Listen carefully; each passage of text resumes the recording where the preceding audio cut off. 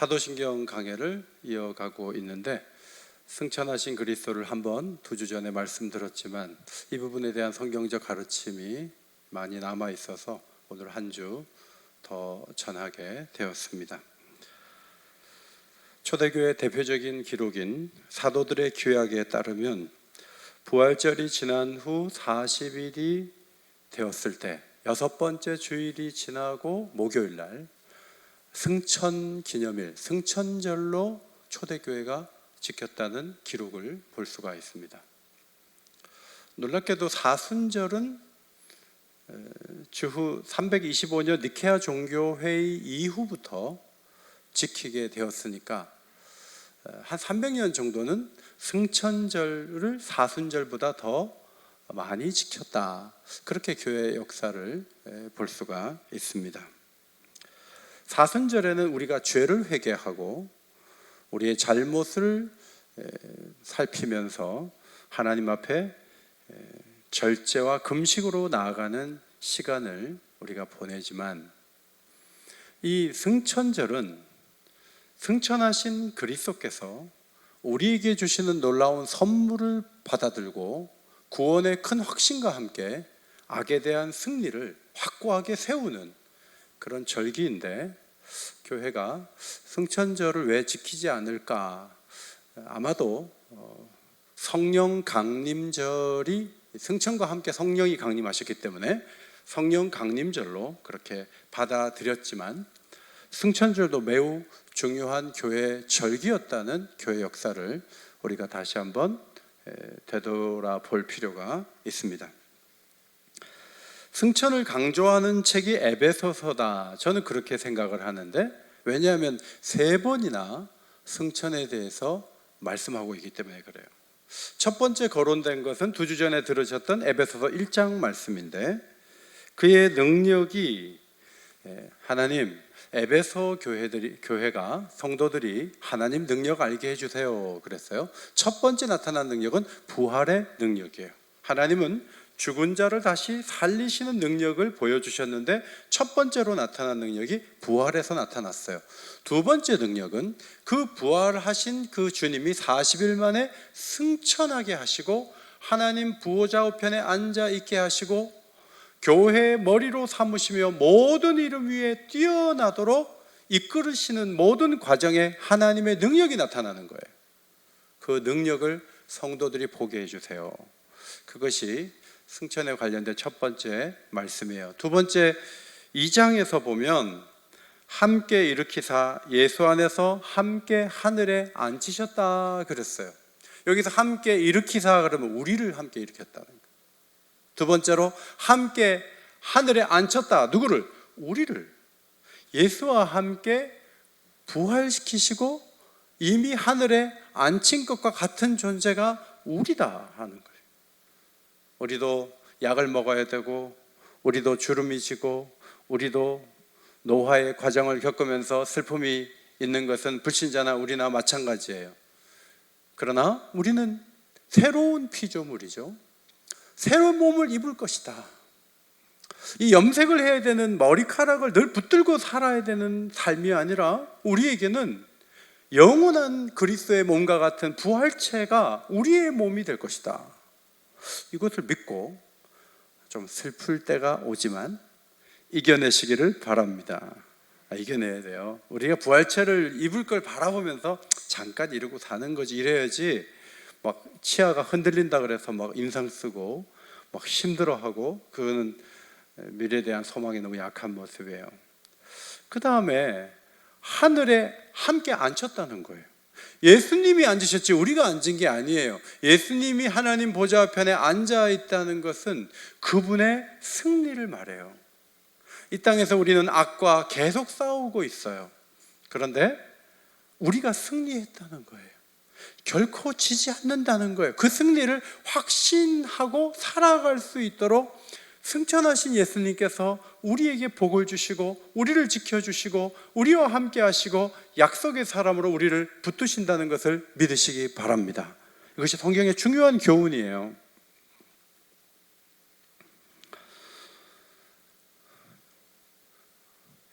기브온이 살았을 때 기드온이 살았을 때 기드온이 미디안의 지배를 당했거든요.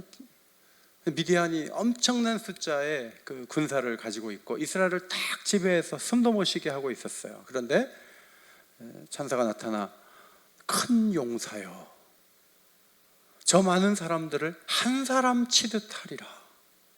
여러분, 이 선언과 함께 이미 승리한 거예요. 2만 명이 군사가 모집됐는데 300명만 가지라는 거예요. 그리고 이기는 거예요. 부활하신 주께서 우리에게 승리를 주시는 것도 마찬가지. 아직 싸움을 제대로 싸운 것 같지도 않고 우리가 때로는 밀릴 때가 많은 것 같아요. 그러나 승리는 확정된 것이니까 질까봐 염려할 필요가 없다. 여러분, 축구 선수가 이 게임은 확실히 이긴다는 믿음을 가지고 경기하는 것과 질지도 모르는 상태에서 경기를 하는 것은 전혀 다른 거예요. C.S. 루이스가 이런 말 했어요. 즐거움을 망치는 가장 확실한 방법은 우리 자신의 만족을 검사해 보는 것이다.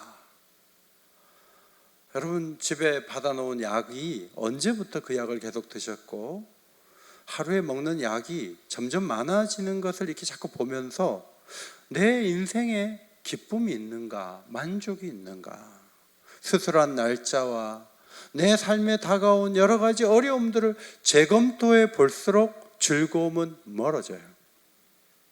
우리는 그런 일들이 많고 우환이 없으면서 우리는 기뻐하기를 원하지만 하나님은 우리에게 기쁨을 주실 때 하나님이 이루신 일을 가지고 기뻐해라. 이것이 가장 확실하다. 이렇게 말씀하시죠. 존 파이퍼 목사님의 얘기예요. 우리가 가장 행복할 수 있는 길은 하나님께서 예수 안에 두신 모든 것을 근거로 행복을 누리는 것이다. 죽으신 예수께서 부활하셨고 부활하신 예수님이 승천하셨고 승천하신 그분이 나를 지켜보시고 나를 돕고 계시고 교회를 오른손으로 붙들고 계심을 믿으시기 바랍니다. 이것이 우리가 가장 크게 기뻐할 수 있는 확신의 근거다. 그런 말씀이에요. 에베소서에서 다룬 승천에 대한 세 번째 가르침이 오늘 본문 4장이죠.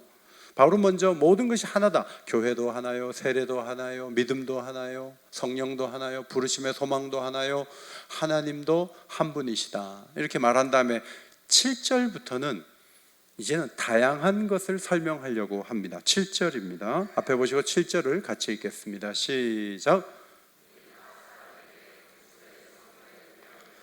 은혜를 주셨나니. 우리 각 사람에게 그리스도의 선물의 분량대로 뭘 주셨다고요? 은혜를 주셨다. 하나님도 믿음도 세례도 소망도 하나이지만 다양한 선물이 주어져 있다. 그렇게 말하면서 8절에서 68편, 시편 68편을 인용해요. 68편은 유대 회당에서 모세가 율법을 받은 것을 기념해서 낭독되는 말씀이었어요. 이 말씀을 인용하면서 그 내용을 보면 악한 강자를 물리치시고 약한 의인들을 위해서 한 왕이신 하나님께서 신의 산에 오르시고 시온산에 오르셔서 높은 곳에서 영광을 받으시고 자기의 사람들에게 선물을 나누어 주시는 그런 인용 구절을 우리가 이곳에서 발견하게 됩니다. 그런데 조금 8절과 68편이 다른데 먼저 68편 18절을 앞에 보시고 한 번 더 읽어주시기 바랍니다. 시작. 주께서 높은 곳으로 오르시며 사로잡은 자들을 취하시고 선물들을 사람들에게서 받으시며 반역자들로부터 받으시니 여호와 하나님이 그들과 함께 계시기 때문이로다. 사람들에게서 선물을 받는다 그랬죠. 여기서의 사람들은 패배한 반역자들의 사람들, 탈취물을 이렇게 뺏어 오는데 그들이 그냥 내주는 그 과정, 그 모습을 18절에서 보여줘요. 그러나 오늘 본문 8절은 조금 다르게 인용하고 있습니다. 한 번 더 8절을 읽겠습니다. 시작. 그러므로 이르기를 위로 올라가실 때 사로잡혔던 자들을 사로잡으시고 사람들에게 선물을 주셨다 하였도다. 자, 18절에서 사람들은 왕에게 져서 고통하는 대적자들의 그 백성들을 말하겠죠. 그러나 이 오른쪽에 8절 사람들에게 선물을 줬다 했을 때의 사람들은 성도들을 의미하는 것으로 그렇게 볼 수가 있는데, 사실은 마찬가지 말씀이에요. 왜냐하면 68편 12절이 있기 때문에 그렇습니다. 68편 12절을 앞에 보시고 읽도록 하겠습니다. 12절 시작. 여러 군대의 왕들이 도망하니 집에 있던 여자들도 탈취물을 나누더라. 고대 왕들은 이기면 많은 것을 뺏어서 이거 전부 내 거야 하지 않아요. 싸움에 동참한 용사들의 부인들까지 그 탈취물을 다 나눌 수 있도록 다 나누어 주는 거예요. 일부는 왕이 더 많이 갖겠지만 나누어 주는 거예요. 예수님께서도 승천하셔서 나 이제 승천했으니까 나만 잘 예배해야 돼? 너희들 다 교회는 예배만 해, 이러시는 게 아니에요. 교회에 그 사망 권세를 이기신 분이 선물을 주신다는 거예요. 선물을. 승리하신 왕으로서 과거의 왕들은 높은 산에서 선물을 줬다면, 거기서 뭔가를 받았다면, 이제 예수님은 하늘 보좌 우편에 오르셔서 우리 교회에 선물을 나눠 주신다는 것입니다. 그렇게 인용을 하고 있어요. 이 준다라는 헬라어 단어가 디도미예요.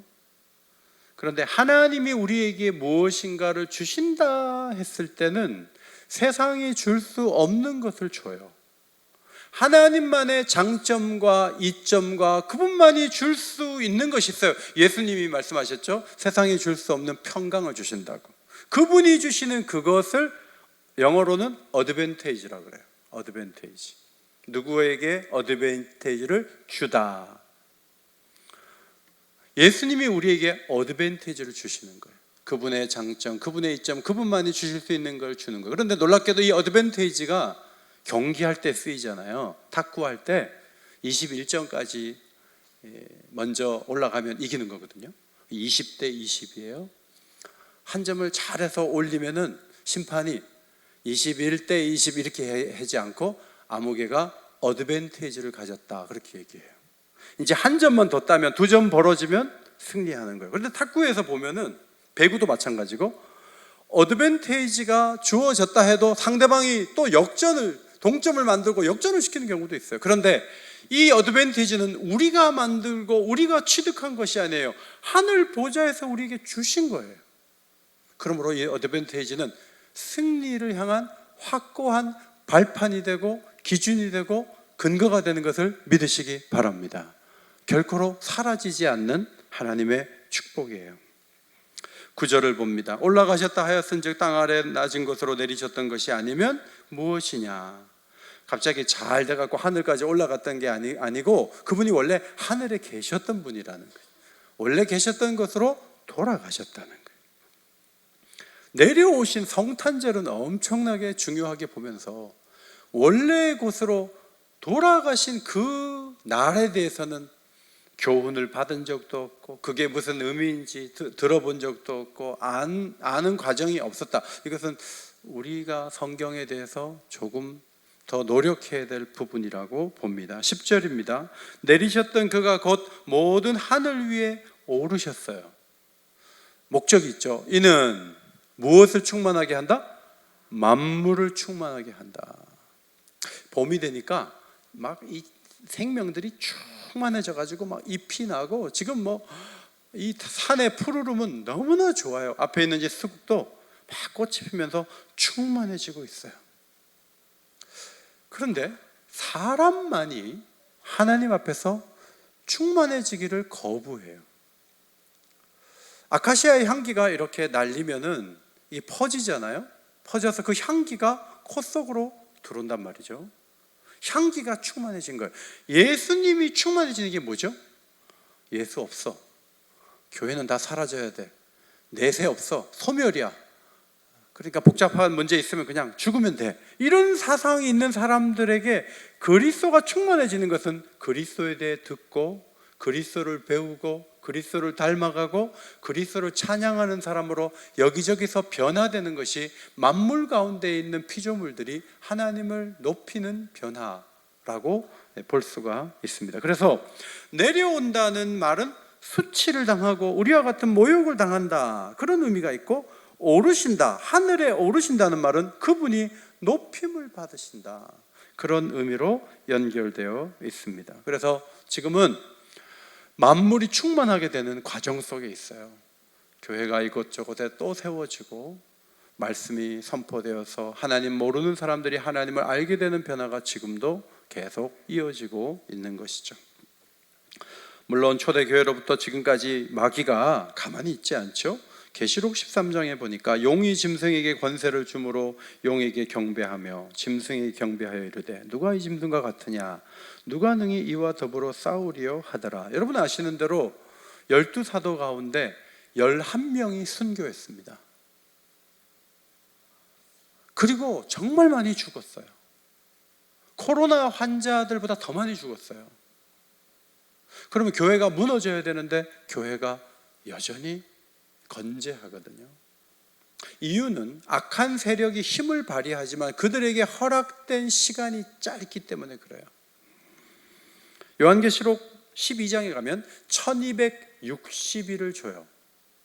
13장에 가면 42달을 줘요. 같은 얘기예요. 1260을 30으로 나누면 42가 나와요. 42달. 너희들의 그 고난은 영원하지 않다. 너희들은 잠깐 교회를 괴롭히고 믿는 자를 미워하고 그렇게 할 뿐이다라고 말씀을 하셨고, 교회에 대해서는 어떤 약속을 주셨습니까?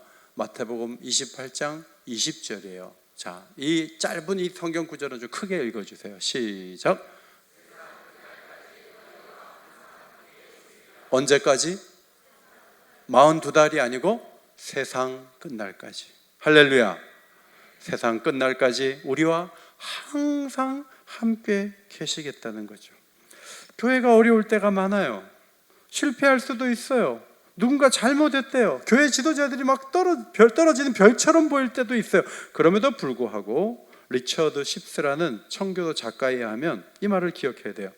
교회 안에서도 그렇고 그리스도인들의 마음속에서도 그렇고 그리스도의 일은 이보 전진을 위해 일보 후퇴일 때가 많다. 겨우내 땅속에 뿌리 박은 씨가 나중에 더 잘 움트고 엄동설한 끝에 찾아온 봄이 더 찬란하듯이 우리도 넘어지면서 서는 법을 배우고 약함을 깨달으면서 강해지고 흔들림 속에서 뿌리가 더 깊어진다. 할렐루야. 그게 우리에게 주신 축복이에요. 제가 사실 3주 만에 오늘 설교 4주 만에 하는데 설교 말씀 전하는데 좀 걱정도 되고 그런데 한 번씩 이게 아프면 성경의 또 다른 부분을 보고 또 다른 관점에서 말씀을 드릴 수 있는 것도 얼마나 감사한 일인지 모릅니다. 그러면 승천하신 예수님께서 교회에 주시는 선물이 무엇인가? 그 선물은 직분과 관련이 있어요. 11절에 직분 5가지가 나오죠. 첫 번째, 어떤 사람에게는 사도로 세우셨다. 11사도가 있고 거기에 마띠아를 더했죠. 그리고 사도 바울도 예수님의 부르심을 받고 부활하신 주를 배웠어요. 조건은 그런 거예요. 주님이 친히 부르셔서 훈련하시고 계시의 말씀을 주시고 그리고 부활하신 몸을 보여주신 분이기 때문에 이제 사도직은 계속되지 않지만 이 에베소서를 쓸 때 사도들이 살아 있었어요. 그래서 사도를 세우셨다. 두 번째, 선지자를 세우셨다. 예레미야 23장 18절에 누가 여호와의 회의에 참여하여 그 말을 알아들었으며, 하나님이 회의 석상에 사람을 들어오게 해서 그 사람이 하나님이 무슨 말씀을 하시는지 어떤 계획을 가진지 다 받아 적어갖고 사람들에게 하나님이 이런 말씀을 하십니다. 이게 선지자거든요. 지금은 선지자가 존재하지 않아요. 새 것을 말하기보다는 옛 것을 가지고 새롭게 해석해 주는 이들이 초대교회 당시에 있었습니다. 세 번째는 복음 전하는 자예요. 전도하는데 은사를 가지고 자신의 삶의 전도에 포커스를 놓고 열심을 다하는 분들이 계세요. 저희 교회도 이런 전도자가 있어요. 우리 교회 집사님이셨는데 어릴 때부터 우리 교회에서 성장하신 분인데 홍성남 선교사님이세요. 홍성남 선교사님은 인도네시아의 무슬림 속으로 들어가서 태권도를 가르치면서 복음을 전하려고 애쓰다가 너무 상황이 어려워져서 한국에 오셨다가 지금은 어디 가 계시냐면 우간다에 가 계세요. 김주식 선교사님 얘기를 듣고 그럼 제가 우간다에 좀 가야 되겠습니다 해가지고 우간다에 가서 태권도 사역을 가지고 대학에 가서 학생들에게 이 사역을 하면서 복음을 전하는 일을 하는 분들, 이분들이 복음을 전하는 자예요. 그 다음 목사와 교사가 있는데 정관사가 한 번 언급되어서 같은 사역에 대한 다른 이름이다, 그렇게 볼 수 있어요. 목사는 여러 가지 일을 해요. 그런데 목사가 하는 일 중에 제일 중요한 일은 교사의 일이에요. 말씀을 가르치는 일이에요. 모든 목사는 교사와 관련돼 있어요. 그러나 교사가 목사인 것은 아니에요. 하나님은 말씀을 가르치도록 하기 위해서 교회 가운데 목사를 세우셨어요. 이 5가지 직분의 공통점이 뭔지 아세요? 말씀을 가르치는 거예요. 모두가 말씀을 가르치는 그 부분을 바울이 주목하면서 이 말씀을 교회가 잘 가르치는 사역이 만물을 충만케 하는 하나님의 비전을 이루시는 꿈과 연결되어 있다는 거예요.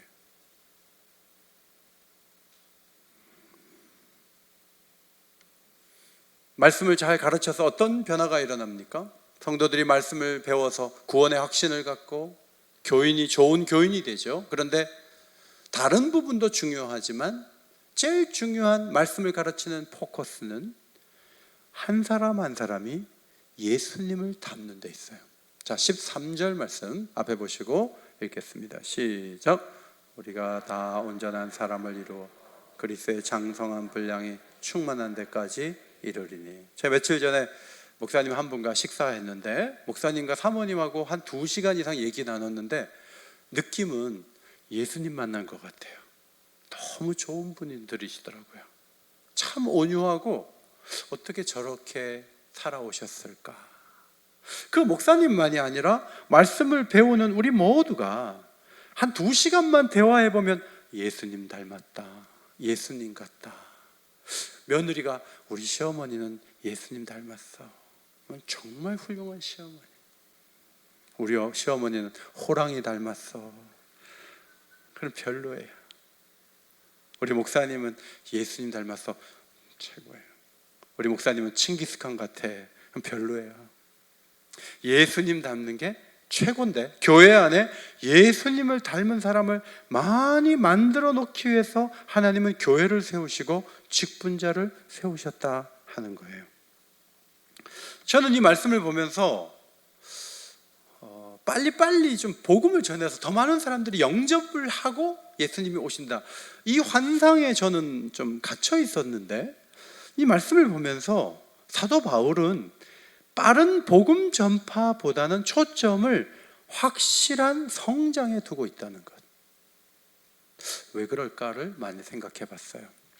제가 2년 전에 터키에 갔었는데 콘스탄티노플로 알려진 그 이스탄불에 성 소피아 성당이 있는데 그 소피아 성당을 무슬림들이 점령을 해서 모스크로 바꿨어요. 그래서 이 기둥을 양쪽에 4군데다 크게 세우고 그게 이제 회교 사원이 된 거예요. 예수를 잘 믿고 예배당을 세웠는데 그게 회교 사원이 된 곳이 한두 군데가 아니에요. 예수를 잘 믿다가 후퇴한 사람들이 한두 사람이 아니에요. 사도 바울도 사역에서 후퇴한 성도들의 이름을 거론하면서 그들을 경계하고 그들에 대한 이야기를 한 적이 있어요. 목회하면서 가장 가슴 아픈 것은 코로나 정도가 왔다 그래서 우리하고 단절되어서 이제 교회에서 떠나가는 사람들이 생겼다. 얼마나 이건 비극적인 일인지 몰라요. 전화도 안 받아요.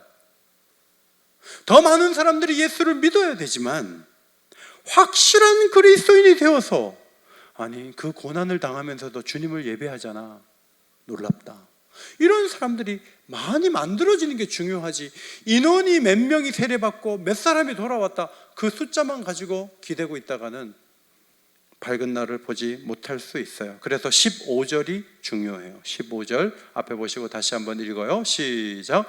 오직 사랑 안에서 참된 것을 하여 범사에 그에게까지 잘할지라. 그는 머리니 곧 그리스도라. 자, 가르치면 아는 것으로만 되는 거 아니에요. 그 다음에 몸을 움직여야 돼요. 배운 대로 행동해야 돼요. 그러면서 예수님의 장성한 분량에 이르기까지 성장할 때 교회를 세우신 목적이 성취된다. 그런 말씀이에요. 직분자들이 사역하면서 세 가지 목적을 염두에 둬야 된다고 12절에 말씀하고 있어요. 12절에 첫째로 성도를 온전하게 하는 사역을 해야 돼요. 많이 모이는 건 두 번째예요. 1월 달보다 지금이 훨씬 낫습니다. 당신의 신앙생활이 훨씬 더 성장되었습니다. 그러면 사역하신 분들이 잘하신 거예요. 두 번째, 봉사의 일을 하게 해야 돼요. 예배만 드리는 게 전부인 성도를 만든 것은 주님의 꿈이 아니에요. 움직여야 돼요. 뭔가를 해야 돼요. 세 번째로 그리스도의 몸을 세우려 하십니다. 교회가 잘 돼야 돼요. 교회가 확장돼야 돼요. 교회를 통해서 영광을 받으시는 일들이 계속 이어지는 것이 중요합니다. 그러면 승천하신 그리스도께서 주신 선물이 무엇입니까? 분명하게 언급된 곳이 사도행전 2장 33절이에요. 자, 앞에 보시고 한 번 더 소리내 읽겠습니다. 시작. 하나님이 오른손으로 예수를 높이심에 그가 약속하신 성령을 아버지께 받아서 너희가 보고 듣는 이것을 부어주셨느니라. 오른손으로 예수를 높이셔서 그분이 보좌 우편에 앉아 계신 거예요. 그런데 하나님이 뭔가를 주셨어요. 그분을 받아서 우리에게 부어주신 분이 계세요. 그분이 누구세요? 성령님이세요. 일부 예배 때도 그분이 누구세요? 그러니까 잘 대답을 못해요. 예수님이 받아서 주신 선물, 그분이 누구세요? 성령이세요. 성령이 오시는 거예요. 물론 예수를 주로 고백하는 자에게 성령이 오시죠. 그래서 모든 사람에게 성령이 임해요. 그런데 특별히 말씀을 가르치는 이들에게 성령이 오셔서 주시는 게 뭐냐면 성령의 은사예요. 따라합시다. 성령의 은사.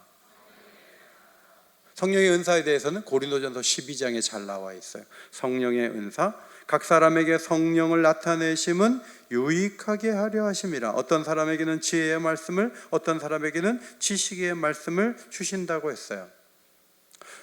성령의 은사를 받은 목회자가, 교사가 말씀을 가르쳐요. 그러면 그 사람들이 말씀을 배워서 또 다른 사람을 온전케 하며 봉사를 하게 만들고 교회를 세우는 일들을 하도록 만들고, 그 사람들이 또 다른 사람에게 또 그런 일을 계속 반복하면서 복음은 확장되고 교회는 더 많은 곳에 세워지고 만물이 그리스도로 충만하게 되는 꿈이, 하나님의 꿈이 이루어질 수 있다. 그런 말이에요. 그래서 더 깊이, 더 철저하게, 이게 매우 중요한 개념이에요. 따라합시다. 더 깊이 예수를 알아야 돼요. 성경 몇 번 보시고 요새는 성경 안 봐 이러지 마세요. 성경을 계속 읽으세요. 말씀을 계속 들으세요. 그리고 더 철저하게 그리스도를 닮아야 돼요. 제가 2주 전에 유치부 예배 들어갔거든요. 근데 제가 애들이 거기 뭐 5살, 6살, 7살 이런 애들이니까 말씀에 집중하겠습니까, 여러분? 막 움직이고 의자에 앉아있는 것도 힘들고 마스크까지 썼는데, 근데 제가 깜짝 놀랐어요. 꽤 긴 시간 저 자리에 앉아있는데 고개 숙인 아이가 하나도 없어요. 2부 예배는 고개 숙인 분이 지금도 3분이나 계세요. 근데 유치부 예배는 한 사람도 고개를 안 숙였어요. 그게 어떻게 가능한지 아세요? 물론 잘 재밌게 전해서 모니터까지 갖다 놓고 해서 애들이 주목하는 면도 있지만 5살짜리가 5분이 뭐예요? 40분씩 어떻게 예배를 드려요? 애들이 거기 앉아 있단 말이에요. 안 졸고. 그리고 고개를 끄덕여요. 받아들이고 반응을 해요. 말씀을 전하는 자와 듣는 아이들에게 성령이 함께 하시는 줄 믿습니다. 성령의 역사예요. 그 유치부 아이들이 그 어린데 위험하다고 교회 가지 말라고 매일 뉴스에 나오는데 그 아이들을 데리고 그래도 교회에 오려고 하는 그 마음을 그 부모의 속에 넣어주신 분이 누구예요? 성령님이세요. 성령이 그렇게 이끄시는 거예요. 임직식 때 들어온 벵갈 고무나무가 2그루가 있는데 한 그루는 지금 잘 살았는데 한 그루가 잎이 거의 떨어지고 죽겠어요. 그래서 집사님이 저 구석에 갖다 놨어요. 1층에 갖다 놓으려고 하다가 내가 좀 이 나무를 사랑해야 되겠다고 제가 지난 주일날 제 방에 가지고 갔어요. 그래서 이 나무를 지금 이게 올라갈 때만 해도 이렇지 않았거든요. 일주일 만에 막 이게 살아나기 시작하는 거예요. 이게 살아나는데 그냥 살아나지 않고 햇볕을 보이고 아침에 출근하면 공기를 다 바꿔주고 물을 흠뻑 한번 많이 줬어요. 그리고 나서 우리 하원하는 집사님한테 가갖고 제가 고무나무 키운다 그랬더니 비료가 되는 것들을 이렇게 주는 게 독하지 않은 걸 주셨어요. 그래서 한 주먹을 이렇게 뿌리고 한 달 정도 이렇게 있으면 이 효과가 있다는 거예요. 그래가지고 제가 막 뿌리고 그 다음에 출근하면 잎을 하나하나 닦아줬어요. 만지면서. 미안합니다. 여러분한테 그렇게 안 하면서 고무나무한테는 그냥 정성을 기울였어요. 그런데 놀라운 사실은 막 곳곳에서 움이 돋기 시작하는 거예요. 어제 다르고 오늘 달라요. 막 그 움이 커지는 거예요. 곳곳에서 막 이것이 자라는 것이 눈에 보이는 거예요. 놀랍지 않습니까? 이게 생명이에요, 생명. 교회를 척박한 땅에 주님은 심으셨어요. 그리고 주님은 물도 안 주시고 도와주지도 않고 뒷짐지고 계시면서 교회가 말라가는 것을 그대로 보고 계시는가? 저는 그렇지 않다고 봐요. 오늘도 주님은 교회를 지켜주시는 줄 믿습니다. 주님은 교회를 사랑하시고 교회를 돌보시고 교회를 섬기세요. 재정적으로도 참 어려웠어요. 심지어는 우리 교회 청년부 출신들이 우리 교회 나오지도 않으면서 수백만 원을 교회에 헌금을 보내주시기도 하고, 지난 주간에도 우리 교회에 안 나온 지가 4년인가 넘었어요. 그분이 회사를 통해서 우리 교회에 헌금을 보내시겠다고 전화를 하셨어요. 제가 그 전화를 받고 무슨 생각이 드냐 하면, 끊임없이 하나님은 교회를 보살피신다는 거예요. 교회를 사랑하시고 교회에 필요한 것들을 주시고 교회에 필요한 사람을 보내주시고, 할렐루야, 주님은 그렇게 하세요. 우리 교회 좋은 집사님 한 분, 열심히 봉사하던 분이 나가셨어요. 그래서 마음이 많이 아팠어요. 하나님, 다 나가면 어떡하죠? 마음이 아파서 기도했어요.